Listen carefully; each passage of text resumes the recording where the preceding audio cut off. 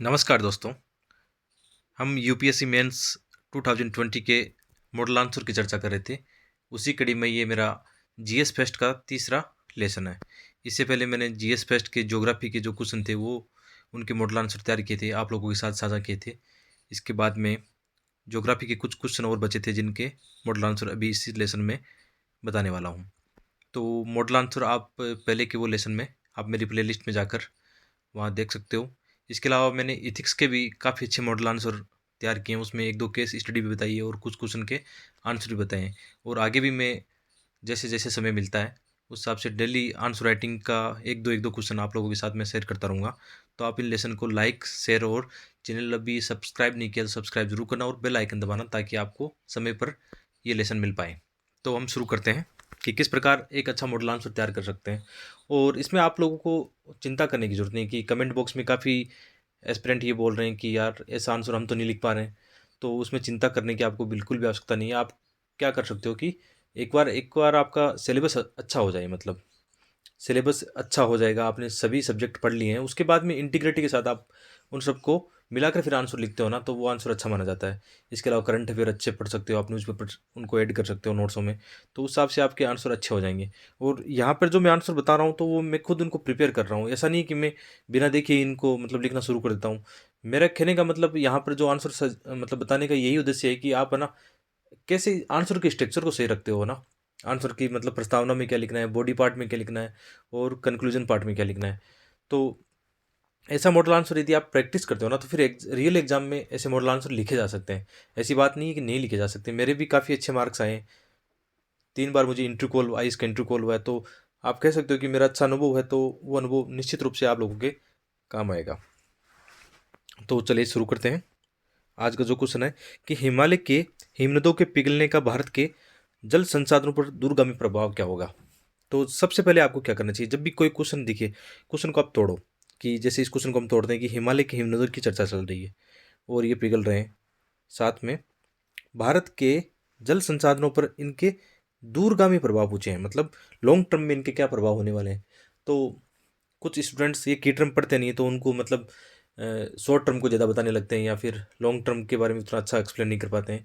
तो हमें कोशिश करनी है कि जो क्वेश्चन पूछा है ना उसमें टू दी पॉइंट लिखना है। तो एक सबसे पहले क्या करना होता है, आंसर की स्ट्रक्चर की बात करें तो सबसे पहले हमें एक अच्छा सा इंट्रोडक्शन तैयार करना है, बहुत अच्छा सा। और याद रखना है इंट्रोडक्शन बड़ा नहीं करना है। आप देखना बहुत सारे स्टूडेंट ऐसे हैं जो कि इंट्रोडक्शन को बहुत बड़ा पैराग्राफ के रूप में लिखते हैं। वो शैली यूपीएससी में अब नहीं है, पुराने समय में ऐसा होता था, लेकिन अब जैसे कि आंसर राइटिंग के हम टॉपर्स की कॉपी में देखते हैं तो उनमें देखना कि आप बहुत ही संक्षिप्त वो भूमिका लिखते हैं। इसलिए हमें भी वैसे ही कोशिश करनी है, अच्छी वाली लिखनी है कि शुरुआत में ही प्रभावी भूमिका लिखेंगे तो मार्क्स मतलब निश्चित रूप से बढ़ेंगे। तो देखते हैं क्या है। हाल ही में वैज्ञानिकों द्वारा जारी एक रिपोर्ट के अनुसार यदि कार्बन उत्सर्जन को सीमित नहीं किया जाता तो हिमालय के 2/3 ग्लेशियर 2100 तक पिघल सकते हैं, मतलब इस सदी के अंत तक ये पिघल जाएंगे। तो मतलब आपको कोई रिपोर्ट याद नहीं हो तो सिंपली ऐसे लिख सकते हो कि हाल ही में एक रिपोर्ट प्रकाशित हुई थी, हाल ही की रिपोर्टों के अनुसार। ऐसा मतलब आराम से कोट कर सकते हो आप, कोई दिक्कत नहीं है उसमें। बाद में क्वेश्चन की डिमांड क्या थी, मतलब उनका क्या प्रभाव होने वाला है, मतलब ग्लेशियर यदि पिघलते हैं तो लॉन्ग टर्म पर भारत के जल संतुलन पर क्या प्रभाव होने वाला है। तो यहाँ पर शॉर्ट टर्म में आप एक डायग्राम के माध्यम से बता सकते हो कि क्या प्रभाव होने वाले हैं। थोड़ा सा इसमें अल्पकालीन प्रभाव बता सकते हैं, क्वेश्चन की डिमांड नहीं थी लेकिन थोड़ा सा हम बता सकते हैं कि क्या होने वाला है। तो यहाँ पर अल्पकालीन प्रभाव हमने बताने की कोशिश की कि बर्फ़ के पिघलने की दर में वृद्धि से जल स्तर में वृद्धि होगी और नदियों में बाढ़ आएगी। जैसे कि वहाँ पर जो है झीलें बन जाएगी, झीलों में एक्स्ट्रा पानी हो जाएगा या नदियों में एक्स्ट्रा पानी हो जाएगा तो वो फिर बाढ़ के रूप में आएगा। नदी मार्गों में परिवर्तन हो सकता है, वर्षा के स्वरूप में परिवर्तन हो सकता है। ये तो शॉर्ट टर्म है, लेकिन हमारी डिमांड, क्वेश्चन की डिमांड क्या है, लॉन्ग टर्म। तो नदियों में जल प्रवाह कम होगा, जल संकट की समस्या आएगी, सूखे की स्थिति होगी, वर्षा वितरण में बदलाव आएगा, इसके अलावा चरम जलवायु घटनाएं होगी। बाद में क्वेश्चन की डिमांड के अनुसार कि जैसे पूछा गया है ना वैसे ही आगे बढ़ते हैं कि हिमनदों के पिघलने से भारत के जल संसाधनों पर दूरगामी प्रभाव क्या होंगे। तो इसमें उत्तर भारत की प्रमुख नदियाँ जैसे गंगा, यमुना, ब्रह्मपुत्र आदि नदियाँ हिमालय से निकलती है, इसलिए दीर्घकाल में निश्चित रूप से इन नदियों पर प्रभाव पड़ने वाला है, यानी नेगेटिव इम्पैक्ट होगा कि जल प्रवाह कम होगा। अब यार जल प्रवाह कम होगा तो इससे जुड़ी हुई जितनी भी घटनाएं होने वाली है कि सिंचाई के लिए जल कहाँ से आएगा, भूमिगत जल कम होगा, पेयजल का संकट आएगा, जनसंख्या, इंडस्ट्री, सबको संकट आने वाला है। तो वो हम आंसर से जोड़ सकते हैं। फिर आगे आप कोशिश करना ज्योग्राफी का एक भी क्वेश्चन आपका ऐसा नहीं होना चाहिए जिसमें मैप ना हो। या कुछ डायग्राम नहीं हो। कम से कम मैपिंग तो पक्का करनी है, चाहे वर्ल्ड की मैपिंग हो चाहे इंडियन मैपिंग हो। और इनकी प्रैक्टिस कहाँ से करनी है, जब भी आप एनसीईआरटी पढ़ते हो उसमें कोई मैप हो, अपनी रफ कॉपी में उसको बना लिया करो। मतलब शुरू में बहुत गंदा बनेगा, बाद में धीरे धीरे अच्छा बनने लग जाएगा। और ये भी ज़रूरी नहीं है कि आप अच्छे डायग्राम बनाओ, है ना। मतलब नॉर्मली आप एवरेज बना सकते हो। तो यहाँ पे देखो कोशिश की कि हाँ, एक डायग्राम बना दिया भाई, ये हिमालय वाले हैं, यहाँ से कौन सी नदियाँ निकलती है, नदियों को बता दिया कि हाँ इन पर इम्पेक्ट होने वाला है। तो आप कुछ ना कुछ करके अपने डायग्राम बना सकते हो, इस मैपिंग कर सकते हो। और इसके अलावा आगे है कि मानसून से पूर्व इन नदियों में जल प्रवाह कम होगा, क्योंकि हम जानते हैं कि हमारी जो हिमालय से नदियाँ निकलती है, मतलब एक तो ये है कि दो यहाँ से जल स्रोत क्या होता है, एक तो ग्लेशियर के पिघलने से होता है, और फिर दक्षिण पश्चिम जो मानसून आता है ना, उनसे भी इन नदियों को जल मिलता है। तो मतलब जल के स्रोत दो हो गए, एक तो हो गए ग्लेशियर और हो गया मानसून। तो इसका मतलब जब ग्लेशियर पिघल जाएंगे तो फिर जल का स्रोत क्या बचेगा, मानसून बचेगा। इसका मतलब मानसून से पूर्व इन नदियों में क्या होगा, जल प्रवाह निश्चित रूप से कम होगा। और ये हम बता सकते हैं कि हाँ ऐसा होगा। और जनसंख्या को पेयजल सिंचाई संकट का सामना करना पड़ सकता है। तो आप इसको बता सकते हो। मतलब लॉजिकली एक्सप्लेन करना है, मतलब तार्किक हमें विवरण देना है। आगे है कि भाई वर्षा के वितरण में बदलाव आएगा।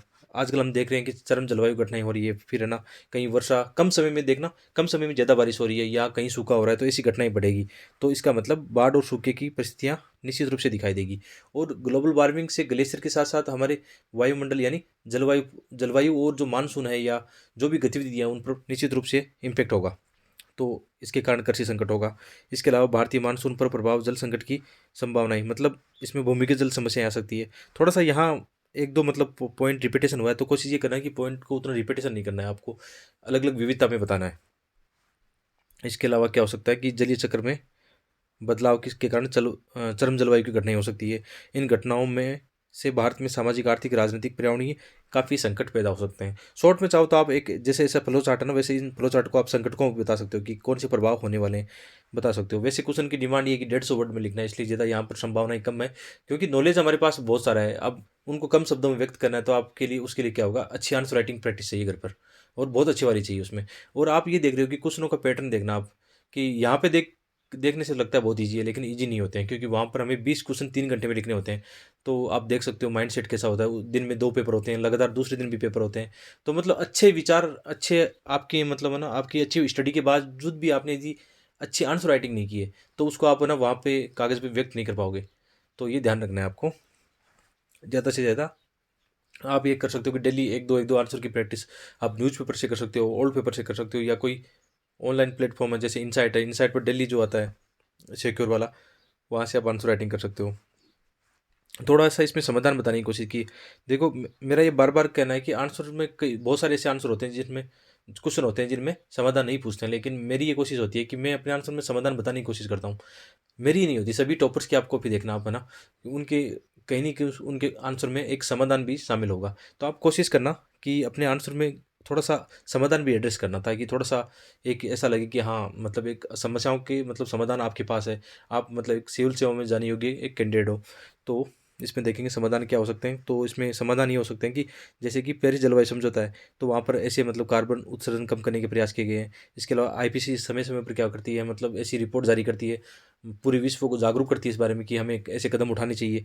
इसके अलावा हम कर सकते हैं कि वनों का विस्तार कर सकते हैं, जल प्रबंधन को बढ़ावा दे सकते हैं। मतलब भविष्य में जब ऐसा संकट आएगा तो क्या करेंगे, तो हमें पहले से जागरूक होना होगा ना, कि हमें पहले से ही मतलब तैयार रहना होगा इन चीज़ों के प्रति।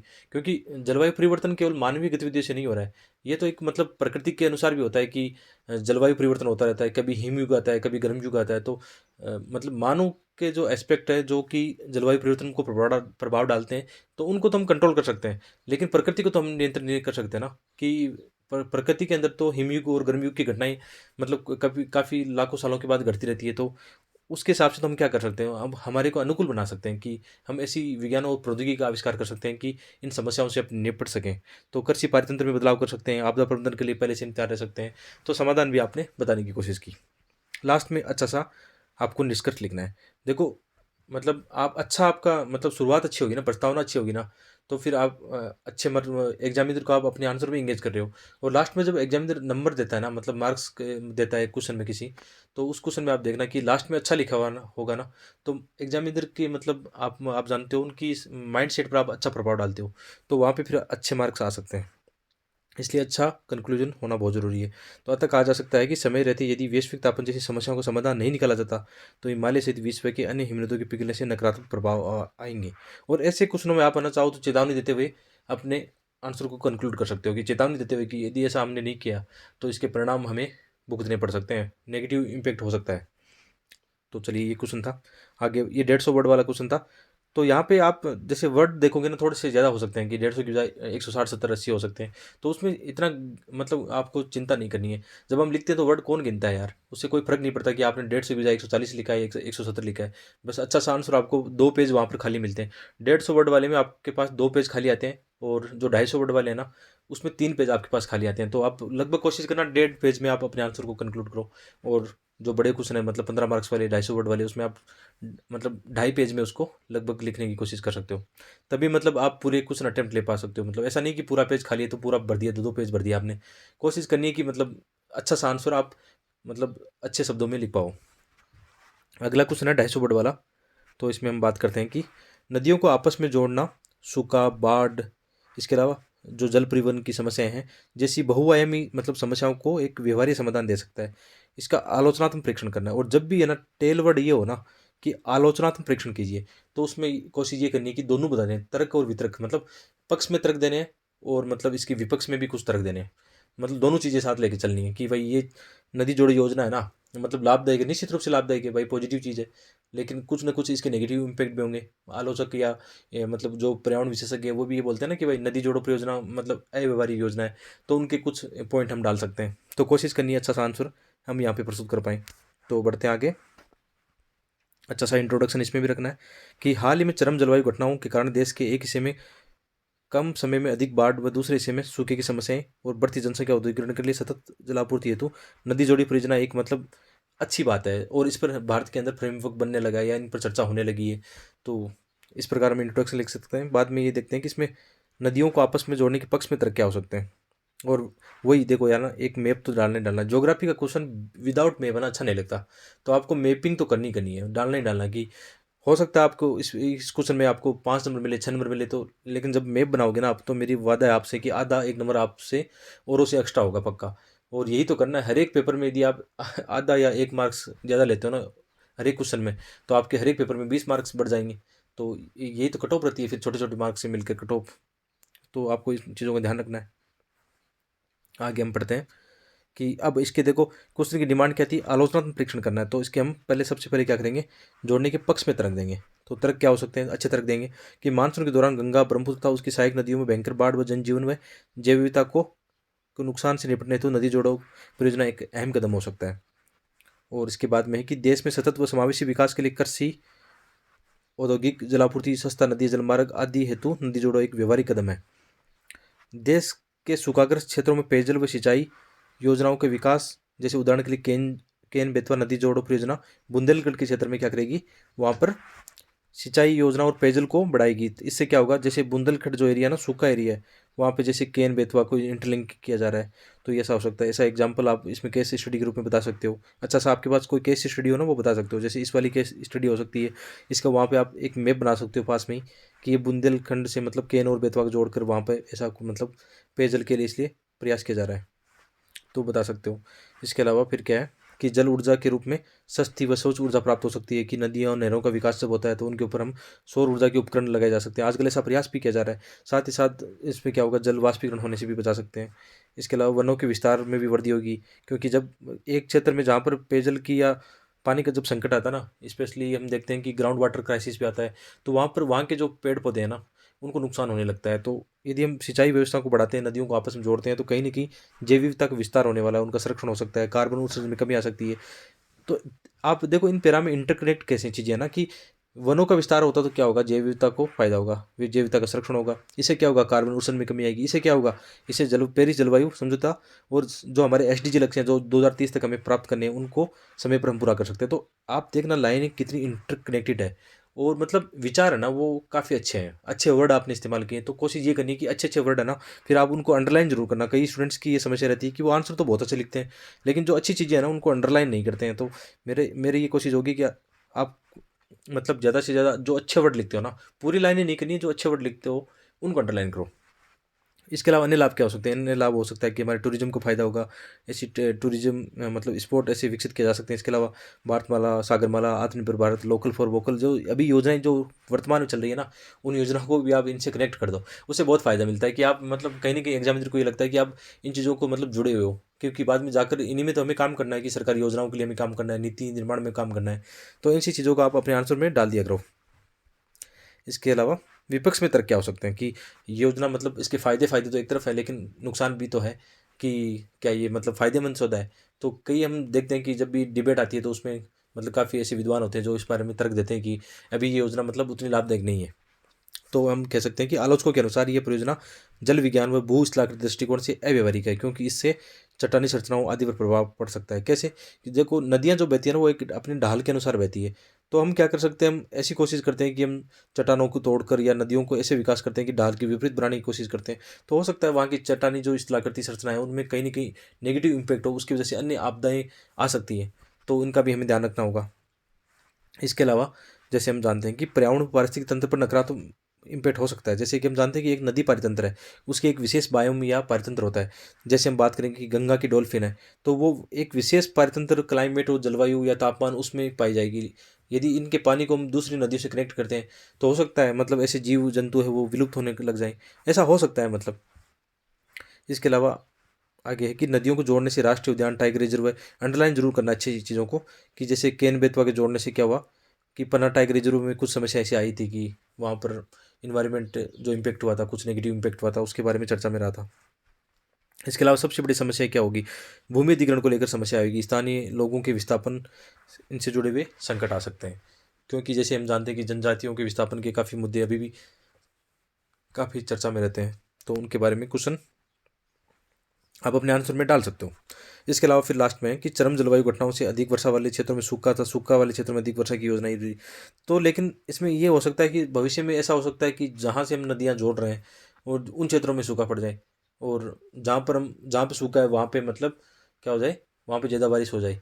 तो ये जो हम कर रहे हैं कि इतना इंफ्रास्ट्रक्चर, इतना विकास कर रहे हैं, तो कहीं न कहीं इन पे फिर फ़ायदा क्या होगा? हाँ, लेकिन इससे फ़ायदा हो तो सकता है एक दृष्टिकोण से कि भविष्य में ऐसा होगा तो फिर पानी हम उल्टा ले आएँगे। तो ऐसा हो सकता है, लेकिन ऐसे वैज्ञानिक ऐसा सवाल उठा रहे हैं कि फिर ये योजनाएँ उतनी व्यावहारिक नहीं है। तो थोड़े-से हमने तर्क देने की कोशिश की कि भाई ये योजना उतनी व्यावहारिक भी नहीं है। लेकिन यदि सही से इनका आकलन करते हैं कि भाई यदि ओवरऑल आकलन करते हैं कि ये योजना सही है कि नहीं, तो ओवरऑल तो ठीक है, मतलब होनी भी चाहिए। हम देखते हैं कि वैश्विक स्तर पर ऐसे एग्जाम्पल है जहाँ पर नदियों को आपस में जोड़ के ऐसे मतलब बहुत सारी मतलब जनसंख्या के लिए, इंडस्ट्री के लिए ऐसा फ़ायदा मिला है। तो ओवरऑल लास्ट में हम लिखेंगे कि भाई ये फ़ायदे का सौदा है। लेकिन साथ में थोड़ी-सी हम क्या कर सकते हैं, इनमें चुनौतियाँ भी बता सकते हैं कि भाई क्या-क्या चुनौतियाँ आ सकती है। इसमें प्राकृतिक चुनौतियाँ हो सकती है, भूमि अधिग्रहण से रिलेटेड चुनौतियाँ हो सकती है, निवेश का संकट होगा, इसमें राज्यों के मध्य जल विवाद एक समस्या है। इसके अलावा पारितंत्र जैव विविधता के संबंधी भी हो सकते हैं। तो आप इनको फ्लो चार्ट और डायग्राम से बता सकते हो। और यहाँ पर जैसे आप इन क्वेश्चन में मॉडल आंसर में देखोगे कुछ वर्ड लिमिट ज़्यादा है, तो आप ये समझाने के लिए मैंने कोशिश की है कि थोड़ा सा अच्छा आंसर बताऊँ आपको। लेकिन बाद में क्या होता है, जब आप लिखोगे ना तो एक मतलब आ जाएगा, मतलब जब हम मतलब एक तरह से कह सकते हैं एक टाइम पीरियड में लिखेंगे ना आंसर को, तो फिर वहाँ वर्ड लिमिट की समस्या नहीं आएगी। आप जल्दी जल्दी लिखोगे, जल्दी फास्ट लिखोगे तो ईजिली कवर हो जाएगा। इसके अलावा इसमें थोड़े से समाधान भी बता सकते हो आप कि भाई इसमें हमें अभी क्या करना है, थोड़ा सा रिसर्च करना चाहिए, थोड़ा सा मतलब विस्तृत अध्ययन करना चाहिए। इसके अलावा इसमें निवेश की जो समस्या आएगी उनको कैसे मिटा सकते हैं, कि विश्व बैंक से हम लोन ले सकते हैं। इसके अलावा पीपीपी मॉडल या जो हाइब्रिड मॉडल है उसको अपना सकते हैं। इसके अलावा राजनीतिक विवाद के लिए क्या कर सकते हैं, भूमि अधिग्रहण मतलब राजनीतिक जो विवाद है उनका संवाद कायम करके या सभी लोगों को एक साथ लेकर कैसे मतलब इसका समाधान कर सकते हैं। भूमि अधिग्रहण से संबंधित पुनर्वास के मुद्दों को सुलझा सकते हैं। वो लास्ट में जब आप कंक्लूड करो ना अपने आंसर को, तो पॉजिटिव वे में करना है कि नहीं यार सही है, इसको करना चाहिए, ऐसी योजनाओं को। जो भी मतलब पक्ष विपक्ष तर्क तो अपनी जगह है, लेकिन मुझे ये लग रहा है कि भाई ये सही है। कि अतः कहा जा सकता है कि नदी जोड़ो परियोजना वास्तव में हमारे देश के सतत व समावेशी विकास के लिए एक अहम कदम हो सकता है, लेकिन इसके सभी पहलुओं को विस्तृत अध्ययन करना आवश्यक है। तो ये दूसरा क्वेश्चन था। इसके अलावा थर्ड क्वेश्चन एक और इसमें जो ज्योग्राफी का ही है, उसमें हम कोशिश करेंगे थोड़ा सा जल्दी से बता पाएँ। तो इसमें है कि भारत में सौर ऊर्जा की प्रचुर संभावना है, हालांकि इसके विकास में क्षेत्रीय विभिन्नताएं भी है, विस्तृत वर्णन कीजिए। तो इसमें जो मतलब क्वेश्चन को तोड़ने तोड़ने की जहाँ तक बात है कि तो आप इसको आराम से तोड़ो कि भारत है, भारत में सौर ऊर्जा की बात कर रहे हैं, प्रचुर संभावना को देख रहे हैं, कहाँ पे? क्षेत्रीय विभिन्नताओं के आधार पर। तो प्रचुर संभावनाएं, लेकिन अलग अलग क्षेत्रों में अलग अलग इसकी संभावनाएं और इनका उत्पादन हो रहा है, तो उस हिसाब से आपको बताना है। तो इसमें अच्छा सा इंट्रोडक्शन क्या हो सकता है कि भारत सरकार ने 2022 तक 175 गीगावाट नवीनीकरण ऊर्जा क्षमता का लक्ष्य रखा है, जिसमें सौर ऊर्जा 100 गीगावाट है। तो आपने अच्छा सा एक इंट्रोडक्शन अपने आंसर बताया, और बाद में टू दी पॉइंट एकदम जो क्वेश्चन की डिमांड थी उसके हिसाब से हम आगे बढ़ते हैं कि भारत एक उष्णकटिबंधीय प्रदेश है जहाँ पर वर्ष भर पर्याप्त सौर ऊर्जा रहती है, मतलब सौर विकिरण रहते हैं। तो हम सौर ऊर्जा के ऐसी मतलब संभावनाओं को तलाश सकते हैं। और भारत की कुल स्थापित ऊर्जा क्षमता में नवीनीकरण ऊर्जा की हिस्सेदारी लगभग 21% है, और इनमें पवन ऊर्जा और सौर ऊर्जा ही सर्वाधिक है। तो आप ऐसा बता सकते हो, यदि आपके पास मतलब ऐसा हो सकता है कि आपके पास कोई पाई चार्ट हो कि भारतीय ऊर्जा की, आप पाई चार्ट बना सकते हो कि भाई लगभग भारतीय ऊर्जा में हम जानते हैं कि 60% जो है ना लगभग तापीय ऊर्जा है। बाद में अन्य ऊर्जाओं को आप बता सकते हो। फिर इसमें जैसे रिन्यूएबल एनर्जी है कि भाई 20% जो भी 20-21% रिन्यूएबल एनर्जी है, तो उसका एक चार्ट अलग से बन सकता है कि भाई इसमें 40% किसका है, पवन ऊर्जा का है, लगभग 40 ही सौर ऊर्जा का है, अन्य ऊर्जाओं को आप बता सकते हो। तो यदि ऐसे पाई चार्ट आपके पास तैयार हो ना पहले से, तो आप पाई चार्ट का भी इस्तेमाल कर सकते हो, ये अच्छा माना जाता है आंसर में। इसके अलावा जैसे है कि भारत में सौर ऊर्जा के विकास की क्षेत्रीय विभिन्नताओं का आगे क्वेश्चन की डिमांड है, तो हम एक इंडिया का मैप बनाएंगे और वहाँ पे थोड़ा थोड़ा आपको आइडिया होना कि किन किन क्षेत्रों में भारत में अच्छी सौर ऊर्जा का उत्पादन हो रहा है, तो आप आइडिया से लिख सकते हो। जैसे हम देखेंगे नॉर्थ ईस्ट में थोड़ा सा विकास अभी कम हुआ है, क्योंकि नॉर्थ ईस्ट में हम जानते हैं एक तो वहाँ का मतलब इंफ्रास्ट्रक्चर उतना अच्छा नहीं है, क्योंकि वहाँ पर पहाड़ी हिली एरिया है। और इसके अलावा मतलब वहाँ पर ये कह सकते हैं कि वहाँ पे जो जल विद्युत है उसकी संभावना अच्छी है, तो उनको भी तलाशा जा रहा है, उनको ही ज़्यादा विकसित किया जा रहा है। इसके अलावा मतलब राजस्थान में अच्छा विकास हुआ है, राजस्थान पश्चिमी राजस्थान में देखना कि जैसे वहाँ पे जोधपुर है, जैसलमेर है, पोखरण है, वहाँ पर अच्छे सौर ऊर्जा के प्लांट लगे जा रहे हैं। इसके अलावा बंजर भूमि है, तो बंजर भूमि का अच्छा इस्तेमाल के लिए ऐसी योजनाएं बनने लगी कि हम किस प्रकार सौर ऊर्जा का विकास करते हैं। गुजरात में अच्छे मतलब विकास किया जा रहा है, गुजरात के तटीय इलाकों में मतलब फ्लोटिंग जो सौर प्लांट है वो लगाने की संभावनाएं बढ़ रही है वहाँ पे। तो हम कह सकते हैं कि भारत के अंदर एक संभावना आप ये बता सकते हो कि भाई जो तटीय इलाका है ना वहाँ पर फ्लोटिंग मतलब एक तो समस्या ये होती है ना कि सौर ऊर्जा के लिए हमें हमें भूमि चाहिए, तो भूमि कहाँ से आएगी, तो बंजर भूमि हो सकती है। इसके अलावा क्या हो सकता है कि हमारी तटीय तटीय जो रेखा है ना काफ़ी लंबी है, मतलब तो तटीय रेखा पर हम क्या कर सकते हैं, फ्लोटिंग जो सौर ऊर्जा के प्लांट है वो लगा सकते हैं। इसके अलावा जो हमारी आंतरिक जो नदियाँ नहरें हैं ना उन पर भी हम क्या कर सकते हैं, सौर ऊर्जा के प्लांट इंस्टॉल कर सकते हैं, ये भी मतलब अच्छा माना जाता है। तो आप ऐसे आइडियाज़ जो नए आइडियाज़ है ना वो बताओगे ना अपने आंसर में, तो उनसे भी कहीं कहीं ना कहीं आपके आंसर में मतलब गहराई आएगी और अच्छे मार्क्स मिलेंगे। तो आप एक मैप मैप जरूर बनाना है। तो मैं बार बार बोल रहा हूँ कि ज्योग्राफी का क्वेश्चन कहीं दिखे ना तो मैप तो पहले याद रखना कि यार इसमें मैं क्या मैप बनाऊँ। यदि इंडिया का क्वेश्चन है तो इंडिया का मैप बनाना है, मतलब विश्व का क्वेश्चन है तो विश्व का एक छोटा सा मैप पहले से तैयार कर लो। और विश्व का मैप तो बनाना बहुत ही आसान होता है। जैसे मतलब मैं आपको यहाँ पे बना के दिखाता हूँ कि विश्व का मैप कैसे बनाते हैं हम, कि बहुत आसान होता है। देखो यहाँ कितने छोटे से मतलब इजीली बन जाएगा कि विश्व का मैप, ये विश्व का मैप है।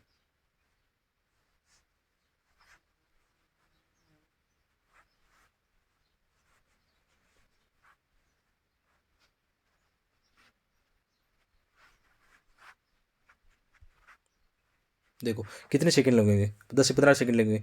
तो आप इसमें कुछ भी तो आपको दर्शाना हो ना तो विश्व मैप में इजीली दर्शा सकते हो। और मैंने तो यहाँ पे मतलब अंगुली से बनाया है, तो पेन से बनाना तो बहुत आसान होता है। तो आप कोशिश कर सकते हो कि जब भी ऐसा क्वेश्चन आए ना जहाँ पर विश्व के मैप को आपको दिखाना हो, जैसे इस बार भी लौह इस्पात वाला था, तो आप लौह इस्पात वाला बता सकते थे कि यहाँ पे जैसे इंडिया में विशाखापट्टनम में सी जो लॉ इस्पात था ना क्वेश्चन की, लॉ इस्पात की आजकल नए ट्रेंड आ रहे हैं कि वो किधर बढ़ रहे हैं, बंदरगाह की ओर बढ़ रहे हैं। तो यहाँ पे इंडिया वाला एग्जांपल दे सकते थे। जापान वाले एग्जांपल होते हैं कि जापान में तटीय इलाकों में ज़्यादातर लॉ इस्पात स्थापित है। इसके अलावा आप बता सकते हो यहाँ पर इंग्लैंड वाला हो सकता था, यहाँ प्लेसन वाला हो सकता है, ब्राज़ील वाला एग्जाम्पल हो सकता है। ये रूर प्रदेश आजकल वैसा नहीं रहा, तो इसका भी आप बता सकते हो। तो ऐसे बहुत सारे जब भी मैप मतलब मैपिंग का क्वेश्चन हो ना, मैपिंग का नहीं ज्योग्राफी का क्वेश्चन हो, तो वहाँ पे मैप बनाना ही बनाना है। तो हम आगे वापस क्वेश्चन पर आते हैं कि यहाँ पे भारत के अंदर अलग अलग राज्यों में किस प्रकार सौर ऊर्जा की मतलब जो कैपेसिटी है या कितना उत्पादन हो रहा है उसको आप मैप में थोड़ा बता सकते हो। डाटा याद नहीं रहे तो कोई चिंता की बात नहीं, आप रीजन वाइज बता सकते हो कि भाई नॉर्थ इंडिया में इतना हो रहा है, नॉर्थ ईस्ट में ये हो रहा है, साउथ में ये हो रहा है, या वेस्ट में ये हो रहा है। इसके अलावा इसमें जो डिमांड थी कि क्वेश्चन की उसके हिसाब से आगे बढ़ते हैं कि राष्ट्रीय सौर ऊर्जा ऊर्जा संस्थान के अनुसार वर्तमान में भारत में लगभग 750 गीगावाट क्षमता पहचानी गई है। भाई इतनी हम हमारी क्षमता है कि सौर ऊर्जा से उत्पादन कर सकते हैं, लेकिन वर्तमान में बहुत ही कम मतलब 34.6 गीगावाट उत्पादन हो रहा है या इंस्टॉल किए गए ऐसे प्लांट इंस्टॉल किए गए हैं। इसके अलावा हम देखते हैं कि राजस्थान में सर्वाधिक मतलब क्षमता हम देख सकते हैं कि राजस्थान काफ़ी क्षेत्र काफ़ी बड़ा है, राजस्थान का भारत में सबसे बड़ा क्षेत्रफल वाला राज्य है। तो वहाँ पर इसके अलावा मरुस्थल भी है, तो काफ़ी मतलब जगह है, खाली जगह है, ऐसे कह सकते हैं कि बंजर भूमि कह सकते हैं। तो वहाँ पर मतलब हम लगा सकते हैं, संभावना है। इसके अलावा राजस्थान में टेम्परेचर भी तुलना करें कि तापमान अन्य राज्यों से यहाँ पे अच्छा तापमान रहता है। अमृतसर में आप जानते हो कि मतलब गर्मी काफ़ी रहती है। तो वहाँ पे मतलब कह सकते हैं कि संभावना ही सबसे ज़्यादा है। और कितना उत्पादन हो रहा है, डाटा डाटा ये डाटा तो मैंने चलो यहाँ से मतलब मॉडल आंसर बनाते हुए मैंने देखे हैं, लेकिन यदि डाटा याद भी नहीं हो ना, तो कोई चिंता की बात नहीं है। आप ओवरऑल जो आइडिया होता है ना, उसके हिसाब से आंसर को लिख सकते हो।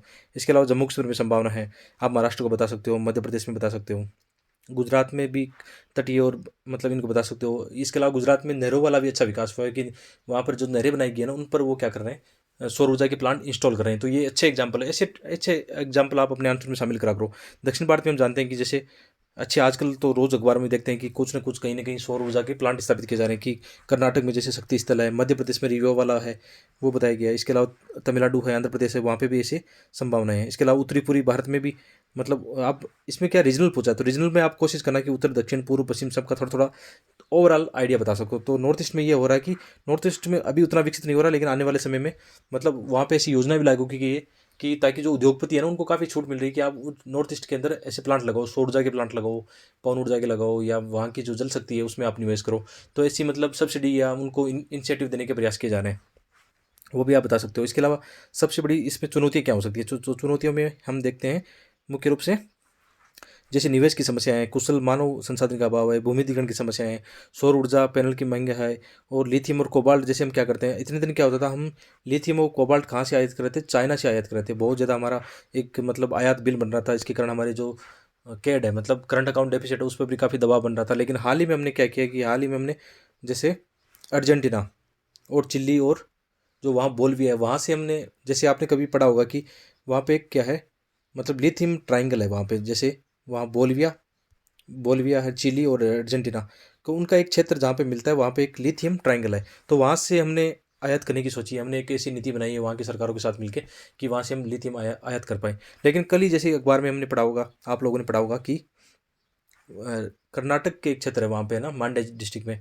वहाँ लिथियम की खान मिली है। तो ऐसे एग्जाम्पल है ना, अपने अपने नोट्स में शामिल करते जाओ न्यूज़पेपर के साथ साथ में, ताकि जब भी मेंस में से कुछ आए तो वहाँ पर अपनी विचारों को आप डाटा और एग्जाम्पल के साथ मतलब बता सको, तो वो अच्छा माना जाता है। इसके अलावा हम समाधान की इसमें बात करें तो क्या हो सकता है कि भाई सौर ऊर्जा अच्छा है, तो सौर ऊर्जा के समाधान क्या हो सकते हैं इसमें सर। राष्ट्रीय सौर ऊर्जा मिशन है, इसके अलावा रिसर्च एंड डेवलपमेंट है, इसमें एक प्रयास स्कीम है जिसमें सौर ऊर्जा उद्योगों की मतलब सब्सिडी दी जा रही है। इसके अलावा अंतर्राष्ट्रीय सौर संगठन है। मतलब इसमें पूछे नहीं उतने ही क्वेश्चन, लेकिन आप क्या कर सकते हो, शॉर्ट में बताने के लिए आप फ्लो चार्ट के माध्यम से इनको बता सकते हो। बंजर भूमि व नरों पर इनका विकास हो सकता है, सोलर रूप टॉप योजना है, कुसुम योजना है आदि। लास्ट में अच्छा सा कंक्लूजन करना है, और उसमें बताना है कि भारत 2025 तक 5 ट्रिलियन अर्थव्यवस्था को हासिल करने वाला है, जिसके लिए हमें काफ़ी एनर्जी की आवश्यकता है। साथ ही सतत व समावेशी विकास लक्ष्यों को भी हमें हासिल करना है, इसके लिए हमें एनर्जी चाहिए। तो इन लक्ष्यों की प्राप्ति के लिए सौर ऊर्जा एक अहम कदम हो सकता है। तो इस प्रकार ये आंसर लिखे जा सकते हैं।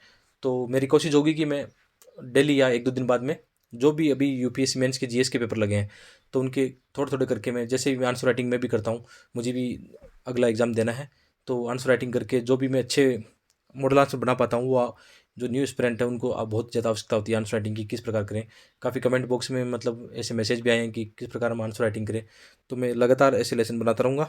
तो आप लोगों का प्यार यूँ ही बनाए रखना, और लाइक शेयर और सब्सक्राइब जरूर करते रहना। तो बहुत बहुत धन्यवाद।